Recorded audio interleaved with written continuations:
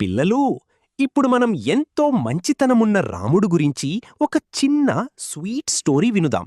ఒక చిన్న అబ్బాయి ఉండేవాడు. అతను ఎప్పుడూ ప్రామిసెస్ చేస్తాడు, కాని కంప్లీట్ చెయ్యడు. హోంవర్క్ అయినా చిన్న పని అయినా హాఫ్లోనే వదిలేస్తాడు. అందుకే ఫ్రెండ్స్ కూడా అతనిని సీరియస్గా తీసుకోలేదు. ఒకరోజు అతని తాత ప్రేమగా చెప్పాడు, బాబూ, రాముడు ఒక్కసారి మాట ఇస్తే ఎప్పటికీ తప్పడు. ఎంత కష్టం వచ్చినా కూడా తన మాట నిలబెట్టుకుంటాడు అని. ఆ మాట ఆ అబ్బాయి మనసులో బాగా పడింది.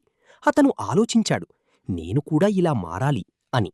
ఆ రోజునుంచి ఒక చిన్న రూల్ పెట్టుకున్నాడు. ఏ పని మొదలు పెడితే దాన్ని పూర్తి చేస్తాను అని. నెక్స్ట్ డే నుంచి చిన్న చిన్న చేంజెస్ స్టార్ట్ అయ్యాయి. టీచరిచ్చిన హోంవర్క్ పూర్తిగా చేశాడు. ఫ్రెండ్స్కి హెల్ప్ చేశాడు. ఇంట్లో కూడా చెప్పిన పనులు కంప్లీట్ చేశాడు.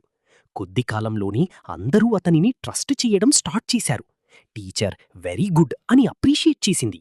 పేరెంట్స్ కూడా చాలా హ్యాపీ అయ్యారు.